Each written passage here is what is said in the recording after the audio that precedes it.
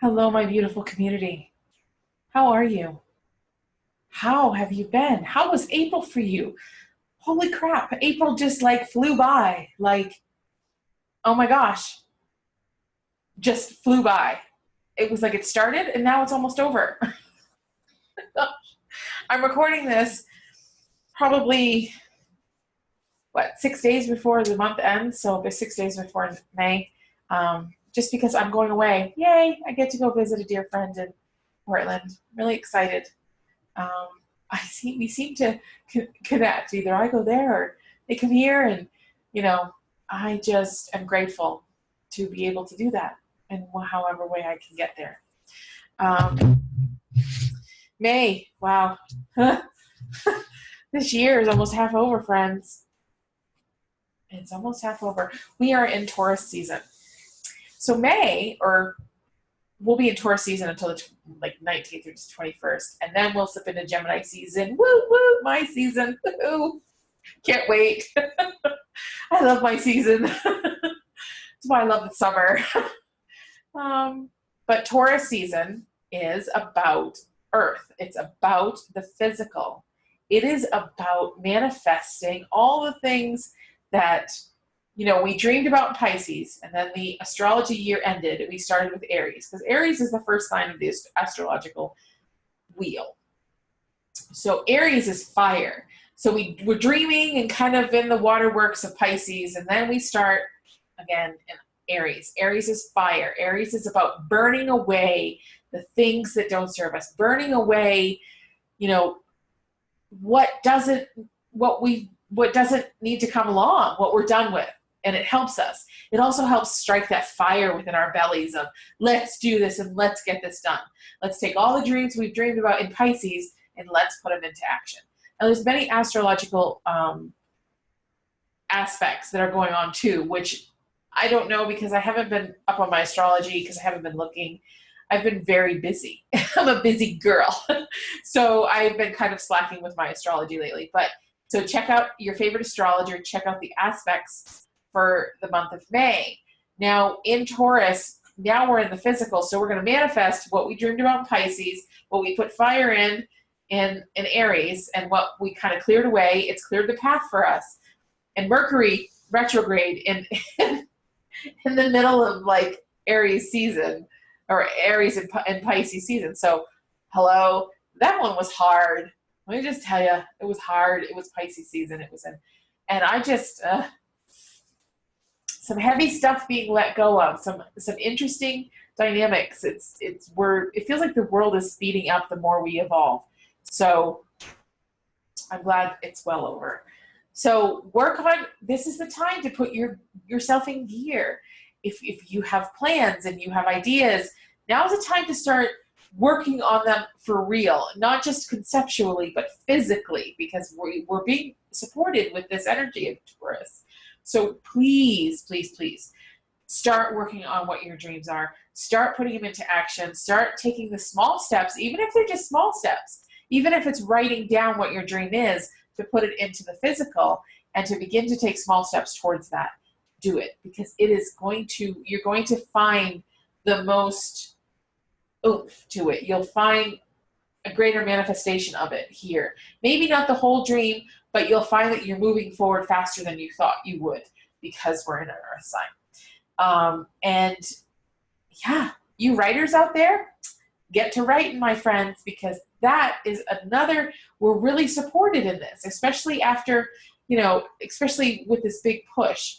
After we had a full moon, we had a new moon, we had a full moon, we're getting this big push, and writers especially, we're really, it's like, get it out, get it on paper, get those thoughts on paper. And then we move into Gemini season. Well, what is Gemini season about? Gemini season, what I feel they're telling me is, it's kind of like about negotiation. Gemini is the twin sign. I love Geminis because I am one. So you know that. I know I say this probably every newsletter, but Geminis are very much the talkers, go figure. And it's about negotiation. It's about partnership. We're the twins, right? It's about finding who in your tribe that or who in your area that you're going to collaborate with. It's great for collaborations. It's great for finding out who supports you. It's great for finding that information as well, and communicating what your dream is to the world. Because what is the ruling planet, or what does Gemini rule? Mercury. Mercury is about communications. It's about travel. It's still moving forward, even though it's not an earth sign, that it's an air sign. But it's like putting your vibes into the air to get received by other people. How are you going to put your dream out there? What is it? How are you going to manifest it? Who's going to help you? And where are you going to do it? So it's about communication and articulation of what that dream is to the people that will help you along the way. So get prepared, get your stuff straight, and move forward. And let me tell you something, okay? No matter where you're at in your process, no matter where you're at, maybe you feel like you had to take a break from what you were doing. Maybe you feel like I'm not ready to move forward. Just spending time with that project is enough. Just spending time with it, reconnecting with your why. Why did I start this project? What was my intent?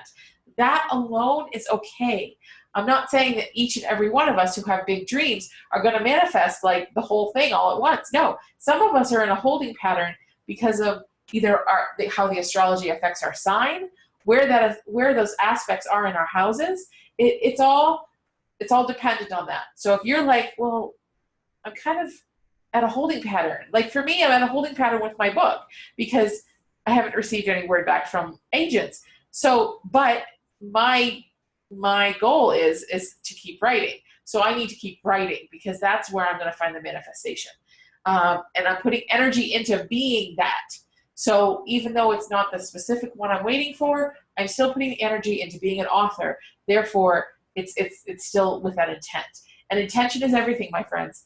Intention is everything. You know that. I've said it so many times. So if you're just intending, okay, maybe you just want to get clear on what your vision is. Or maybe you want to have a little clarity. Ask for clarity. They'll give it. They'll bring it.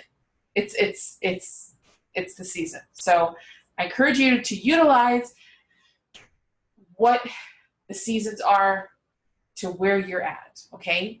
No shame here. No shame. No, oh, I should be farther. No guilt, no shame. We're not doing that. This is not where we do that. So just really feel into where you're at and just kind of recommit to what you want in your heart. That's, I think, is the biggest message. Okay, so what are we going to do? First, I want to get this out of the way. I want to share Young Living. I'm a rep, and I know I shared this last time. I don't think I gave it the audience that it needed. So I want to share with you something that I love about some of these blends. I am very much all about emotion and action towards growth and releasing emotion or gaining emotion or anything that assists us in any way. So Young Living has a series of blends and that I really love. Okay, I love the individual ones like lavender and rosemary, and I love them. But in the next couple months, I want to talk a lot about the blends that I love. And one of the ones that I truly, truly love is called Forgiveness. You know what?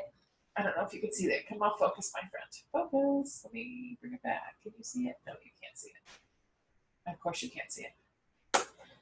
Because my camera doesn't, it wants to focus on me. Not what's in my hand. Anyways, it's called Forgiveness, even though you can't see it. Sorry. Horrible. I'm a techie person, but I'm horrible with the camera. So, forgiveness. You know, we all need a little bit of that. That's very much a common theme in a lot of our lives. And I'm not even talking about forgiveness of other people. I'm talking about forgiveness of ourselves.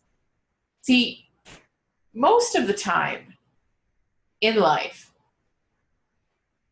the things that people hurt us, the reason why it hurts us is because we love them or we seek love from them. And I think that part of our anger and our upset is about the fact that we love them. And we're angry at ourselves. Well, why do you love that person? They hurt you. And it's something I've learned in one of my LPD classes, one of the I don't know which module it is, but it's one of them. And that really stuck with me because we feel guilty for loving somebody who hurt us. There's a little bit or guilt about our reaction to it. So self-forgiveness is really, really key. It's really key.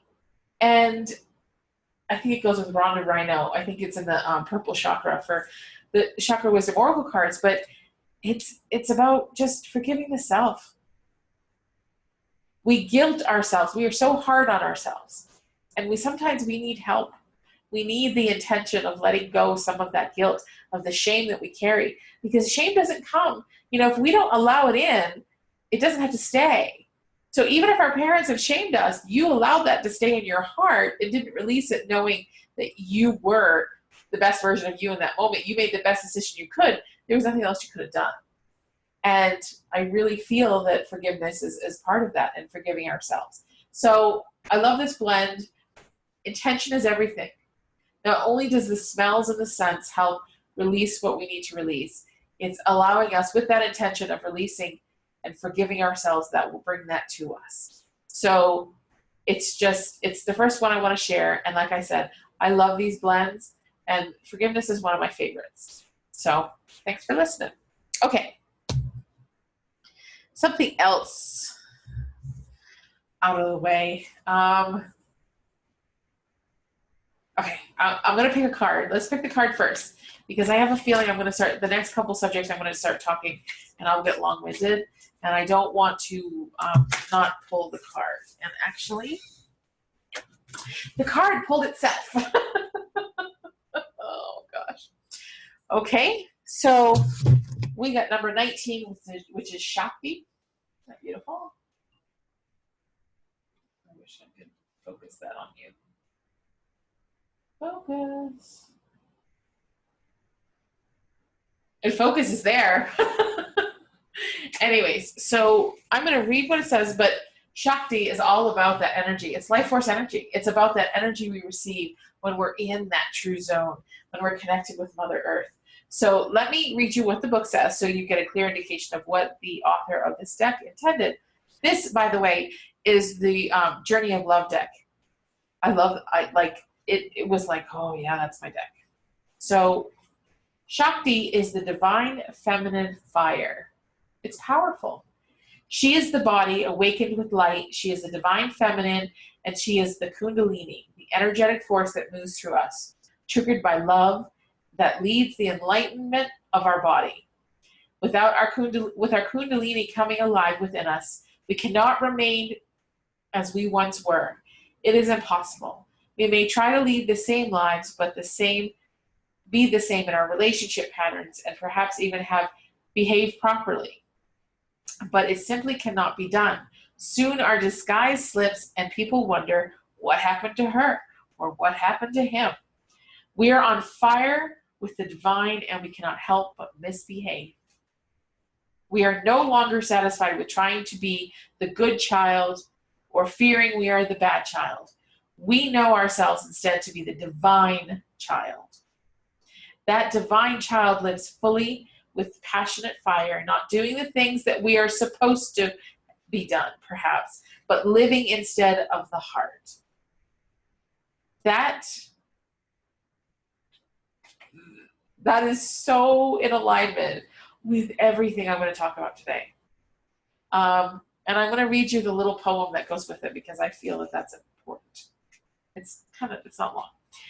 I have watched you hurting and felt helpless to make life better for you. Loving you is having to make choices to let you be who you are, who you become, and all the who's yet to come. To love you is to ride the waves of your passionate embrace of life, ever mindful of the change in the wind and the occasional tempest brewing. Loving you is having to make choices, knowing it isn't my fault. I can still choose to take it personally or just be. While I listen and watch you unfold, your heart is a beauty I will always love. It's the part of you that hasn't changed much over time. When I lie beside you and hear you breathe, when I touch your skin or caress your hair, you are timeless and I choose loving you. How powerful. And that is from the perspective of the self. Loving me, loving you loving you. And it's so deeply important. Do you see why I love this deck? It's just so soulful. So yes, Shakti. Okay, what do I want to talk about? First, I want to talk about the Hathor group, Joy to Our Space, Joy to Our World.space. Please go sign up. With the events of what's been happening, a lot of the events overseas, the collective chaos, I'll call it, we need love. We need a high vibration. We need to create a new earth. And we do that by existing in a higher vibration. And that's what this platform does. It does no cost to you. It is just about the high vibration. Joy to Our World.space. Please just go sign up, watch a couple videos, read some things that people have written. We're a soul group. We're a soul group in many ways. Not only do we come together for the Hathor group, we're part of the Healing Angel Protocol. That's what I'm going to get to next. But go sign up, please. Joy to Our World.space. I just encourage you. It'll help. It'll help because when you're in a high vibration and you're focused on high vibrational energy like joy, love, compassion, gratitude, and this month is about beauty, you don't have time to be in lower vibrational energy. You don't have time. You don't even have the ability to think, in situations that, oh, this is how I've always reacted. But then all of a sudden, you can't react that way. And you're like, oh, you get another chance you get a reset button. You get a chance to change your reaction to a common situation. So I encourage you, please, go sign up. Now, Healing Angel Protocol. Okay, my friends, I've been in this class. I've been in this class since February of last year. It is many modules where there's 3 levels. That's the base of it, is the 3 levels. And then there are other levels, like right now we're in the business activation level. And we just did the live training the 2nd week of April. And can I just tell you, wowee. It was amazing. Oh my gosh, best week in a long time. We had so much fun. We did so much healing and so much work. It was out of this world, out of this world. What is the Healing Angel Protocol? Okay, I'll explain it as best I can in words because it's hard. It's hard to explain just this euphoria that you get being in the energy. So Healing Angel Protocol is a way of life, really, is what it is. It's not just a healing modality we can pull out of in our pockets when we have clients. It's a way of life, okay? Now, level 1 is about general clearing. It's about general healing. It's very much about getting in touch with it's like the first part of our onion. Kind of clears the way, healing. It's powerful in its own. Level 2 is about cellular memory. When something happens to us, whether it is this lifetime, a past lifetime, or a past lifetime, we hold it in our cells. It's like the same with the IET. The IET's moniker is get the issues out of your tissues. However, this one takes it to another level. It takes it where point specific, your head, your elbows, your wrists, your hands, your knees, your feet, your hips. There's kind of another level. So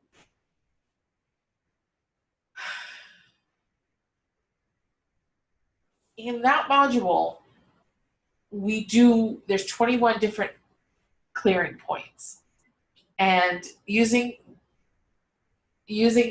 what the angels say, what the angels do is what, because they're doing all the work. Let me back up because I think I missed something that was important. The Healing Angel Protocol is about being what's called the hollow bone. And that is how our mentor Phoenix describes it. It's about being a hollow bone or a conduit. I used to describe it as being the pipeline. The energy doesn't come from me or any of our practitioners. The energy isn't something we generate. We have opened ourselves, attuned ourselves to the energy that comes through us.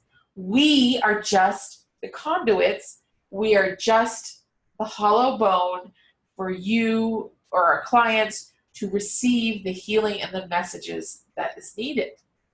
So I may be classified as a healer, but I do none of the work except for facilitate it for my patients or my clients.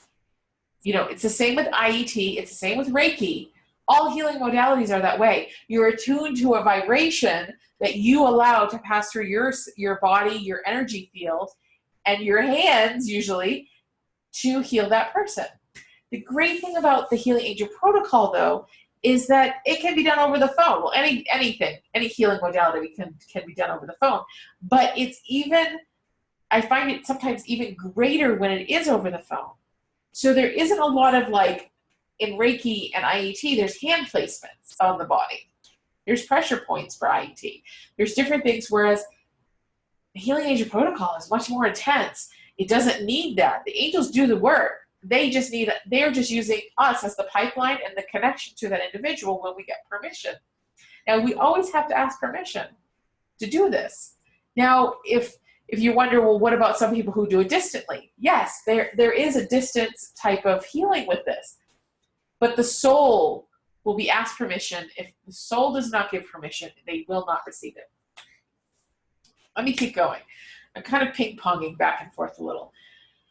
So level 2 is amazing. Level 3 is where it gets just epic, okay? Level 3 is about sacred geometry. It's about using Metatron's cube, which is amazing. It was the level that I had the most profound growth in when I took the class. So, and then we also, in level 3, we have the illuminated Reiki and the sacred control panel. So I've been doing case studies because that's what's required. We're required to do 3 case studies in each level to become a certified practitioner. So it isn't just like, oh, here's the hand movements, here's what this is, and see ya. You actually have to do it. You actually have to experience it. It's to ensure that you can get out of the way of the angels, that you can be the hollow bone. Because if you find yourself, I don't interpret anything that comes through. I just say what I'm seeing, what I'm hearing, what I'm smelling, what I'm feeling. I say that because that's how they bring, I'm a visual, so they bring me visualizations. I feel things too, like heat or, just emotion. So that's how I receive. So that's what I describe, what's happening, what they're saying, because that, we have conversation. And so it is probably, gosh, I have done 6 case studies so far. It's amazing. Excuse me, I'm gonna yawn. I get yawning when I'm channeling, right? Because that's just, it's like, I'm not here. Not really here. And I'm telling you, I've done people I don't even know. And the things that they're saying has hit home every single time. Every single time. It's right to what they need in that moment. It is, okay, excuse my language, fucking amazing. I'm sorry. I had to say it because it was the only way I really could express the intensity of just how beautiful this energy is. And I encourage you to think about it if you want a session. Now, there's 2 things I want to say. For this case study, I had to have people select the levels. I wanted them to intuitively select. But it's so funny how even though they intuitively selected the levels, the angels brought what they needed. So even if they do level 2, that doesn't mean the angels didn't bring in some sacred geometry in level 3, because they may have needed it. And they were like, oh no, that's just the way it is. It's not that you choose a level and you get stuck there. No, the angels will give you exactly what you need, regardless of what you came in for. And some people maybe wanted level 2 or 3, but really all they needed was level 1. So the angels will bring you what you need. The time. How long does this take? It can take anywhere from 5 minutes to 30 or 45. I've had an hour. I've had people, because afterwards, there's a little bit of processing needed. People need to process what they've heard and kind of talk about it and kind of assimilate it. And that's part of it. That's part of what it is. So I spend an average of 45 minutes to an hour per person.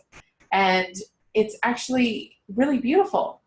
The changes in people is just really beautiful. The transformations are almost immediate. It takes time with everything, but it's pretty amazing. So if you're interested and want to schedule a session, let me know. When I finish my case studies and become certified and everything's kosher, I will be doing a first, depending on the pricing that is suggested with us, I will be doing a first session deal. So just touch base with me if you're interested. When I am at that point, I would love to facilitate that for you. Because remember, we're like onions, because there will be times in life where you get a healing and you're like, oh my God, that was amazing. And then you go along life and you're kind of getting along to that next layer, and you hit that layer and you're like, oh, I need some insight. I need another healing. So 6 months, a year down the road, you're like, hey, can we do it again? Yeah, it's amazing. We did it so many times because every, we would do it 2 to 3 times a day when we were there in the live class. And so everybody got this intense amount of healing, and the transformations within 1 freaking week was amazing. Amazing. Oh, I can't express how I felt and how we all felt. I think we were all like levitating as we walked out the door every day, because it was so beautiful. It was so beautiful. Yeah, and I will say this though, to share my experience, your safety mechanisms will be triggered when the transformation happens. It always will, because if you're a person who the brain is trying to keep safe because of trauma or something that's happened in the past, and it always tries to keep you safe, yes, there will be moments where your brain tries to intervene. Mine did. Second to last day, my brain had enough. It was like, okay, I've let you do this all week. Now it's my turn to take over. And it really did. It really tried to take over, and it really tried to break all of its arsenal. The negative self-talk.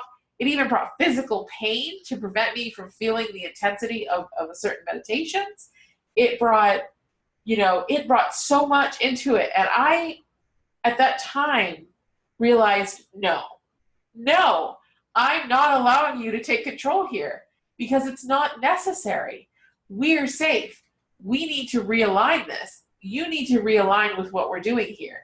I'm not accepting your words as being true, especially the negative self-talk.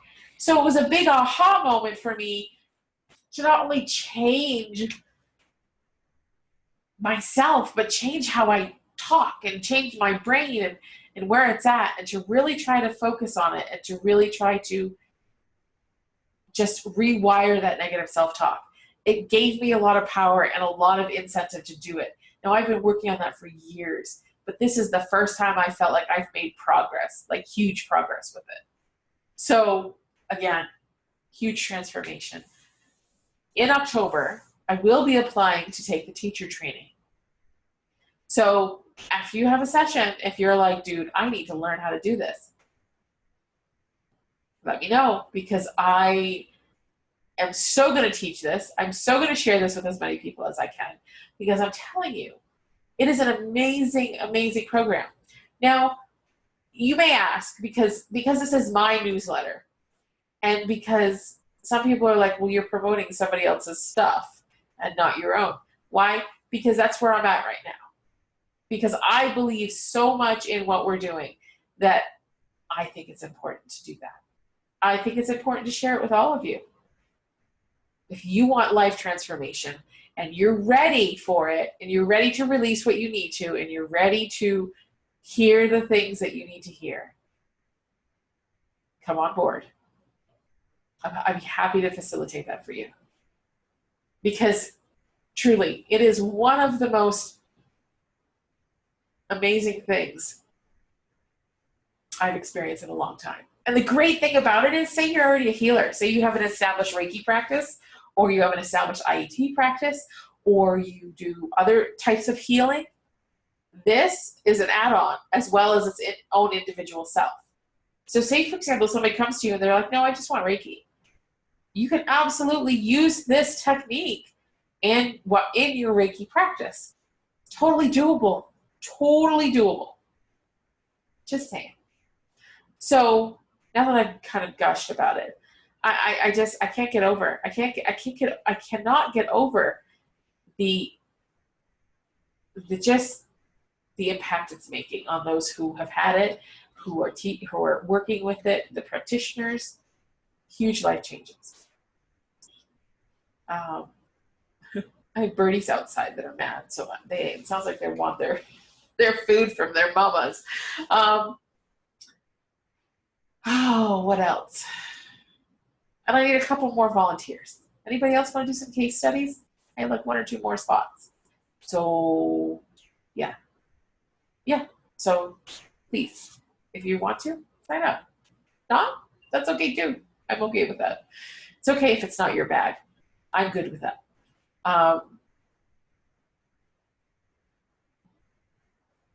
What else?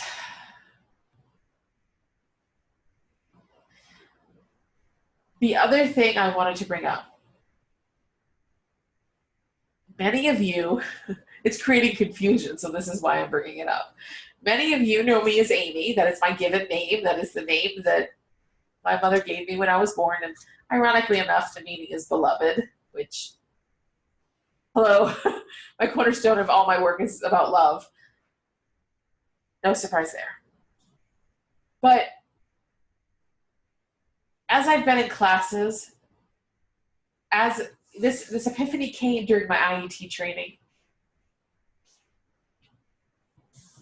And it's funny because I have so many confirmations around me about it. But some of my healer friends, some of my friends that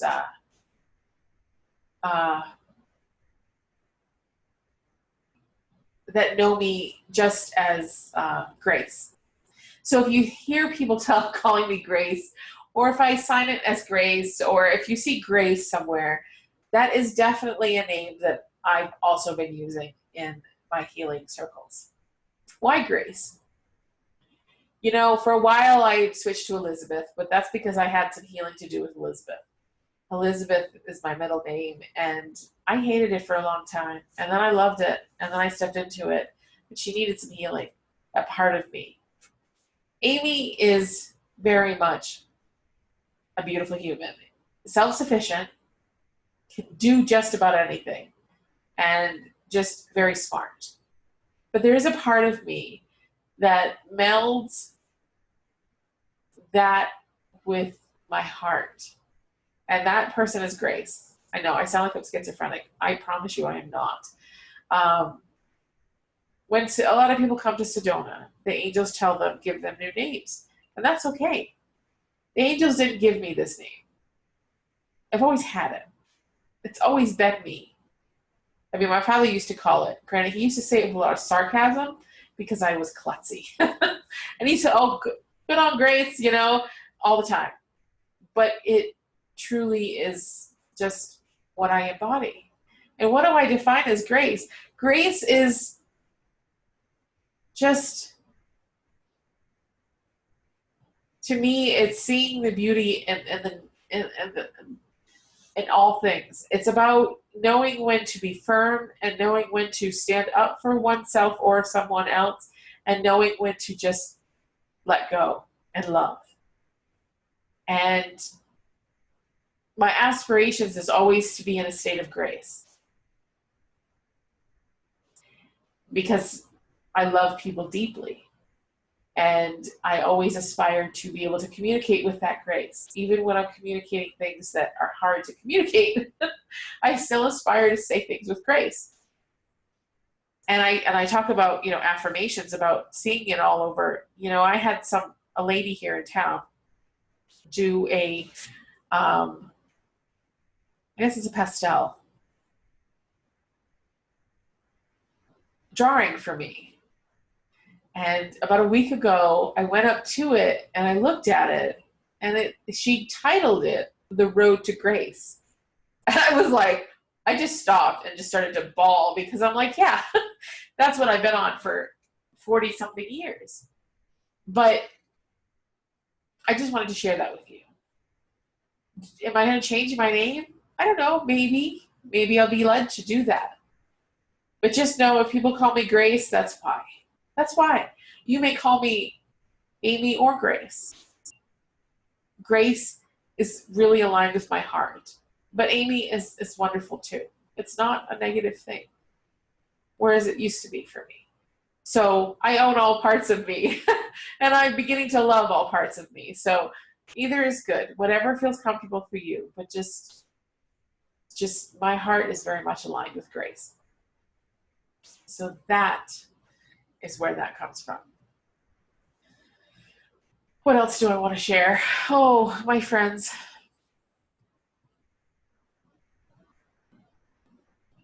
I want to share an inspiration I had, I think.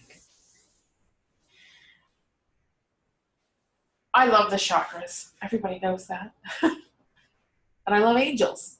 Again, everybody knows that. And I asked the angels, how can we put them together? Can we create something? Can we create a course? Can we create something that aligns the two? Something, a discovery? So yeah, I have put that out into the ethers, and I'm really excited to see what I get back, because I'm all about the chakras. And, because after taking the Chakra Wisdom Oracle cards and taking Life Purpose Divination and all of that, chakras are my thing. I align with them very much. I think it's because it's where I had my first, most profound healing was there. So, yeah. So that's in the works. The other thing I discovered, and this is during class, so I'm going to share a little epiphany I had with you. So all of you know I like to share my journey, my self-journey, my personal journey with you, because I feel it's necessary. I want to share what I learned. I want to share and encourage you to learn the same, whatever it means for you. And, and the angels were like, why not write a book? And I'm like, okay, but to be honest, the self-help industry isn't where I belong. It isn't where I belong. It is not. It is not near where I belong. I'm sorry. I love the self-help industry. It's helped me. But there's a bit of a stigma. Not a bad one, but just one. I just feel that if I enter the industry, I would just feel unsatisfied and very much fizzle out. Where is my passion? What do I love to do? Freaking channel stories. I love to create fiction, even though half of it's not fiction.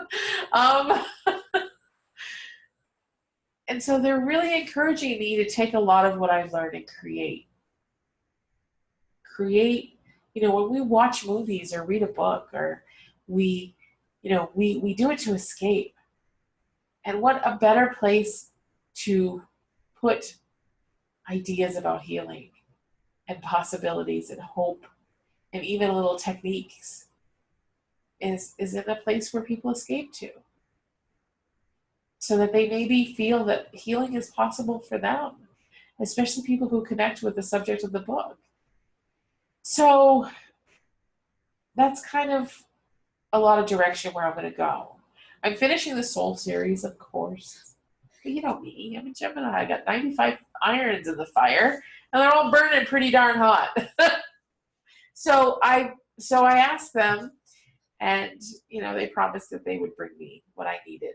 But that's kind of where I'm headed, is to do a lot more fiction, but to integrate a lot more of my healing within that fiction, my knowledge, my epiphanies, what the angels say. Because really, I don't write most of my book. I just listen. It's all there. And that's the greatest part about being open to that. And I think with the Healing Angel Protocol, because we step into a high vibrational energy, it creates a pure hollow bone where we can be a pure energy, which means we're expanded, we're open. So, and that's why we channel faster. We're all channelers. We're all a little bit psychic. We are. It doesn't matter who you are. We all have that ability. But some of us are more connected to it than others because either they practice or they're honing it or they continue to try to work with it. That's all it takes. That's all it takes. It's just practice. You may do it in ways that are not typical, and maybe you just have a strong intuition and you follow that. Maybe you have a strong gut feelings and you follow that. That's all channeling psychic work. It's just I don't like the word psychic. I hate it. I really do. But that's all that is. So we all have it. We just use it at varying degrees. But the Healing Angel Protocol really opens that up and really allows us to get the true and pure message and not interpret it and not filter it. So in that, I can't wait when I sit down to do some writing, how that's going to affect the writing. Because here's the thing, is that before I even started, when I was writing and I'm channeling, I couldn't keep up with how fast it was coming through. So I'm thinking, I think I need to get like a dictating program where you speak and it types, because I don't know that my fingers are going to keep up with that. So that's another wonderful thing. So it's going to be interesting how that manifests. Okay, so let me tap in for a second and let me see if I have any more messages from the angels to see what they want to say.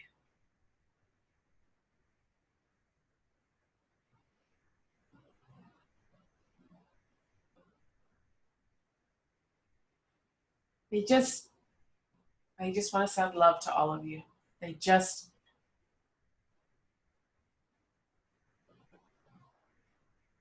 want to remind you that love isn't necessarily about the love you see on TV, the relationship love. That's not just love. Love is about that expanded vibration of just feeling your place in this earth. The love that we seek in others and in men and women and other people, that's not going to make us fulfilled. We deserve it, but when we seek it and clutch at it, it doesn't serve us. The love that is soul-filling comes from us. It comes from our connection with ourselves. Because our connection, if you're a religious person, there's a common saying we are all made in the image of God. And if that's true, then why do we judge ourselves? Why do we judge who we are? Why do we judge what we do? Because God wouldn't do that. There's no way. So, I know a lot of my Catholic friends are about dying right now, but just